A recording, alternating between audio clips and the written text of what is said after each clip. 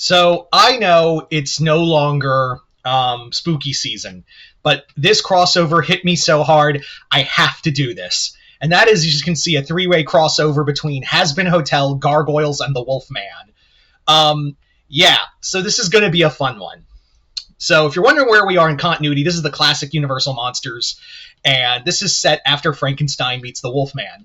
Larry survived the cave, the dam breaking, and he's now decided to return to America. Basically, we follow like a quote-unquote lost scene in Frankenstein Meets the Wolfman, where Larry was talking to Maleva, and he's like, so, let's say Frankenstein can't cure me. Like, what then? And Maleva's like, well, maybe there's a way we can find a way in the States. You know, there's all these, like,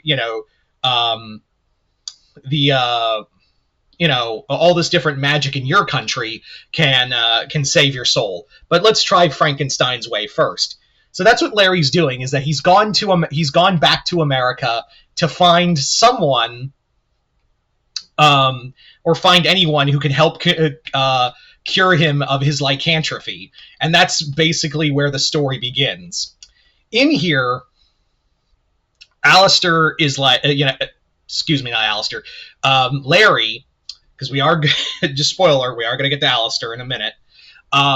Larry goes around, he's gone to New Orleans because he wants to try voodoo to cure him of lycanthropy, but he hasn't really found anyone legit.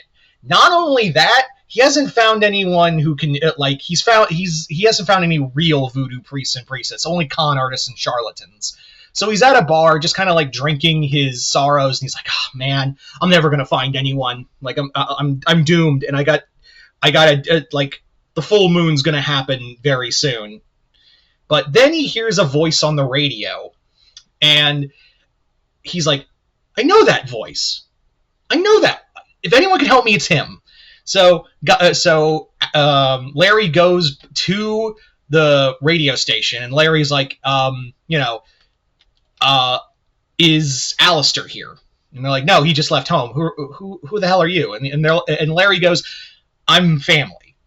My name's Larry. I'm family. Can you tell me where he is? I haven't seen him in a long time. And they're like, sure, yeah. He lives out in the swamp. He's kind of weird, but whatever. So Larry follows the directions, and he reaches Alistair's home. He bangs on the door, and he's like, Alistair, open up. It's Larry. And Alistair's inside, and he's just like, oh, crap, I didn't have visitors. And he's, like, cleaning stuff up of his latest mess. And then he remembers the voice, and he hears it. He's like, no, that's not right. So he throws open the door. Alistair's agape, and he's like, Larry, cousin. Yes, in this story, Larry Talbot and Alistair are cousins. And, Larry runs up and hugs Alistair. He's like, oh, it's good to see you, cousin. And Alistair pulls him off. He's like, I don't know what this game is, but you are not Larry. I was at Larry Talbot's funeral. I looked at your corpse. I looked at his corpse. And he's like, I know, it's so strange, and I have so much to tell you, Alistair. And I'll explain everything. So Alistair's curious, because he's like, there's no way you can fake this. So he brings Larry in, and he's like, look, I'll get you something to eat. We'll talk. So they're talking over wine and whatnot, and Al's like, okay, if you really are my cousin, he asks certain questions, and Larry answers them verbatim. And Al's just like, this is impossible. I looked at it was an open casket. I looked at your body. I looked at it. I grieved with your father. I was at your funeral. And he's like, yeah, I was brought back. Al, you gotta believe me. I'm a werewolf. And my father did kill me, but the light of the moon, when some grave robbers broke in, resurrected me. And he tells him the whole story of everything going on, and Al's like, my God, man, you went through so much. But a werewolf? I've always been a believer of the occult, but I never believed this. So What can I do to help you, my boy? And Larry's like, you have connections here in uh, in New Orleans, like deep connections here in New Orleans. I believe that maybe voodoo can cure me of my lycanthropy. And Alistair's just like, why? But why though? You have all these heightened senses, you have all the strength beyond man. Why would you ever want to give this up? And he's like, I don't want this, Al. It's a cure. It's a curse. It's horror. All I wake up with blood and of someone else I've killed. Do you understand what that's like? And he's like, no, I don't. But tell you what, I'm going to help you. I do have some contacts. I'll ask around, see if anything can be done. But if you first off, we're gonna have to put you somewhere. If you because the full moon's tomorrow night. So I own some land out in the swamp. We'll cage you up there. How about that? So Larry's like, thank you, Al. It's good to see family again. He's like, oh, it's so good. Who else can help you but family? So the next day, the following night, the following day, Al's as promised, he's making certain calls around, and he's talking to a voodoo priestess who he does Al does know some magic. But even he's kind of skeptical at the thought of the voodoo being the way to cure someone of lycanthropy. And he confirms it with a voodoo priestess who taught him. And she's like, if your cousin is being legit about being a werewolf, there's no way we can stop him. But there is some way we can help. There may be someone who's in town that can help us, help you and your cousin. And they're like, who? And that person's name is a mysterious woman known as Dominique Destine. She's this very powerful and influential woman who is down in New Orleans, and she's learning about voodoo magic herself, but no one's ever seen her. She basically has people, she hires people to collect information at voodoo rituals and whatnot, and they're paid to send the information back to Dominique. She's now living in this big mansion in town. So Al's like, well, thank you. I will have to keep that information in mind. So Al goes back to Larry, and they're Larry's like, well, that's good. Well, tomorrow, we'll have to do that first thing tomorrow. I have to get out in the swamp. And he's like, of course, cousin. You have we have to contain the beast inside of you.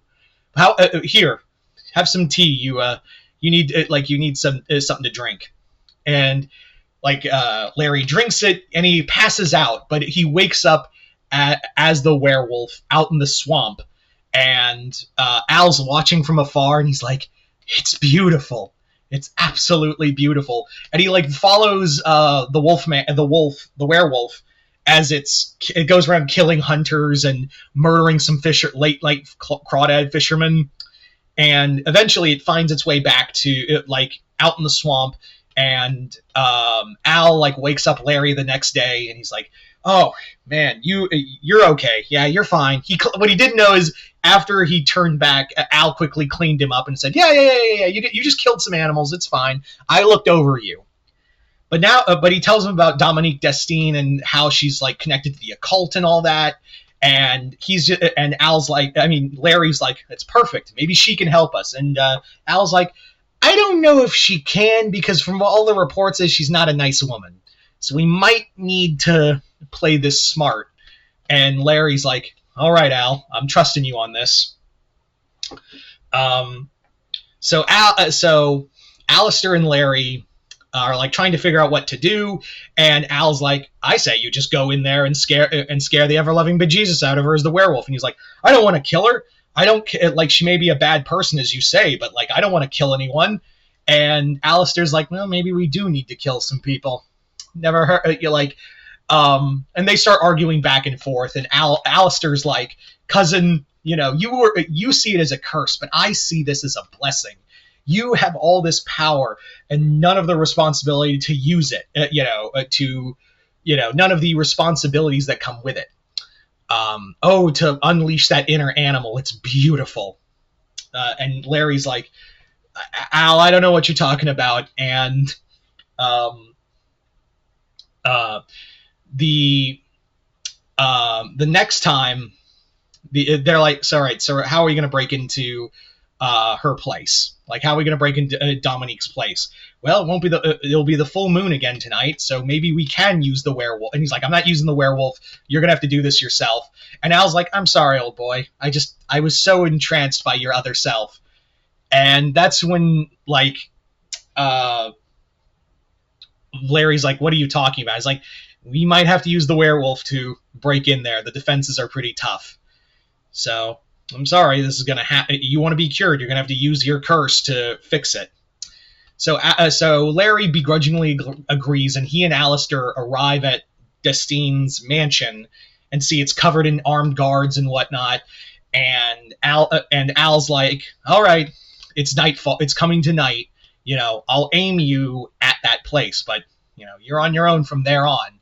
Good luck, cousin. So Larry transforms into the werewolf, attacks the mansion, and proceeds to just kill his way through the mansion, while Alistair's following behind, taking out some people and a few servants here and there, until they reach the innermost parts of Dominique Destine's mansion and find all this occult stuff in it. And, of course, that's where they discover Dominique Destine herself, a.k.a. Demona. So, and even Alistair's like, oh, monsters, here's to a new world of gods and monsters. Larry, of course, still a werewolf, filled with bloodlust, launches himself at Demona, who's like, you're not the first werewolf I killed, you're not the last one I killed, I'm going to kill. So as they're Larry and Demona are fighting, Alistair's casually rummaging through all of her occult stuff until he finds what he needs, which is a book.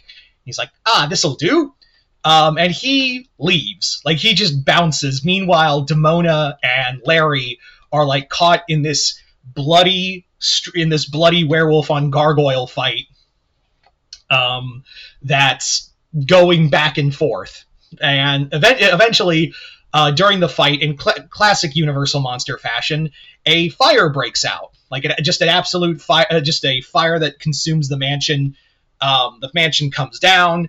Demona flies out into the night, angry that her, most of her stuff has been burned to a crisp, and the Wolfman escapes burned. So the next day, Larry has transformed back into his human self, and he's pretty pissed because he's like, Al left me behind.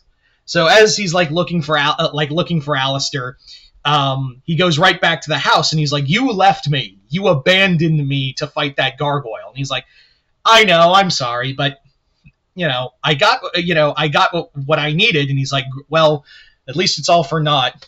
Figure out the cure. If we can figure out the cure for lycanthropy. He's like, oh, cousin, I didn't mean me as in us. I mean me as in me. You see, this book is gonna allow, you're not the only monster in the family, Larry. I've been a naughty boy for a while, and I know where I'm going to end up. So I'm kind of hedging my bets, so to speak. And Larry realizes, oh my god, Al's telling him straight up all of this stuff, and Larry's like, I'll kill you right now, Alistair. And Al is Al basically he's like, werewolves are pretty I know werewolves can be pretty scary, but I know enough about the lore that you have a weakness to silver. And sure enough, a silver knife comes out of Alistair's sleeve, and he gets Larry in the side, and he just keeps stabbing at him again and again and again. And then basically lets him bleed out for a bit, and then dumps him in the swamp, deep in the swamp. However, he didn't kill him, he did wound him enough, so the werewolf wakes up, and just wanders around the swamp until next day, and Larry is forced to continue on with his journey now, knowing that Al's not going to help him. And yeah, also the other thing is, to add insult to injury, to really keep Larry away, Alistair tells the story of Larry Talbot and tells everyone about how he's a murderer and how maybe he faked his death to collect all of his father's money and all that. So if you see someone on the street, you just don't know. Maybe there's a wolf among us. So now Larry's really screwed. So there you go, guys. That is the Hazbin Hotel Wolfman Gargoyle story. I know not a lot of gargoyles is more as a factor, but I thought it'd be kind of fun. Anyway, you guys tell me in the comments below, what did you guys think of this three-way crossover? Just comment below, let me know. Other than that, hope you all enjoyed this. I'm Mr. Multiverse. I'll see you next time in the Multiverse.